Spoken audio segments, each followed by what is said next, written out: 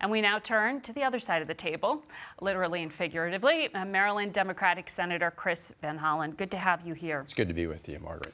So you just heard Senator Blunt lay out his position. You were one of the first senators to publicly float at least this idea that the Speaker hold on to those articles and not immediately transfer them. Can you explain the strategy? What is this leverage? Sure, absolutely. And first, just to be clear, the conduct we're talking about from President Trump has no parallel in the conduct of anything that President Obama or President Bush did. And his claim of absolute immunity is unprecedented. No president has ever claimed that. So Speaker Pelosi is doing exactly the right thing. She is focusing a spotlight on the need to have a fair trial in the United States Senate.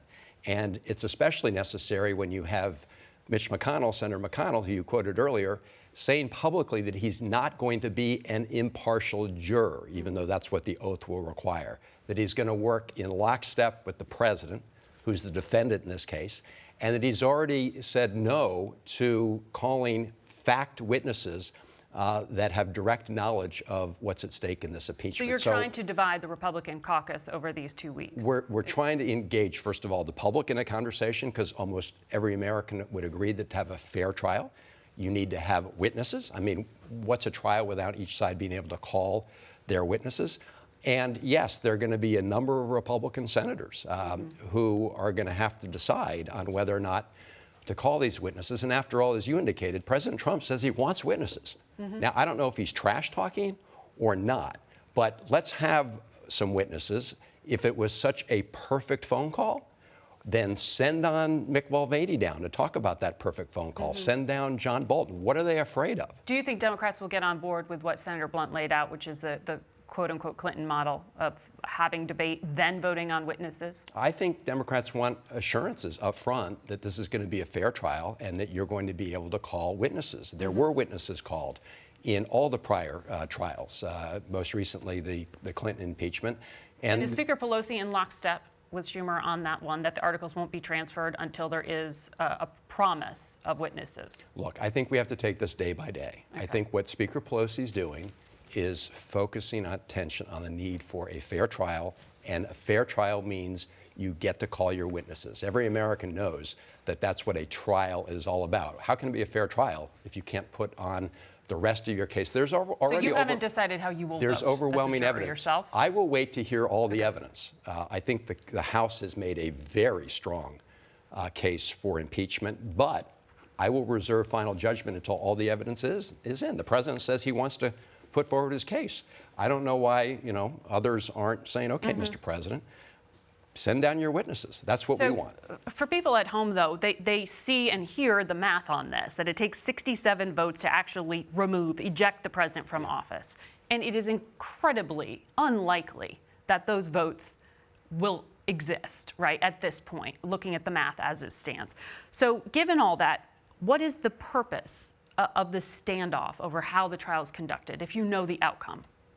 Well, the reason that Republicans are so deathly afraid of sending down these fact witnesses is because after they testify, under oath, they'll have to raise their right hand, just like all the witnesses in the House did, and testify under penalty of perjury. It's going to be much harder for Republicans to hide behind this myth that this was a perfect phone call. And it will make it harder for those senators to vote for acquittal. And that is why they're so afraid of having witnesses called. I mean, why else? Why wouldn't you send your witnesses down to tell the truth under penalty of perjury? I want to also ask you about something you were working on that was tucked inside a bill that the president just signed off on. And this includes giving him more abilities to put different kind of sanctions on North Korea. We know U.S. intelligence is watching and preparing for the possibility of an upcoming long-range missile test by North Korea. Do you believe the president will actually use the sanctions you gave him the authority? Or is this, I mean, you have no way to force the hand here. Well, we need to tighten the sanctions regime on North Korea. The United Nations has documented the fact that it's kind of like Swiss cheese. There's a lot of leakage in this. And so this legislation will require the president to put in secondary sanctions. So if you're a company or a bank in China, you will now face U.S. sanctions if you keep doing business with North Korea. He's required to do that in 120 days. Now, he can exercise a national security waiver.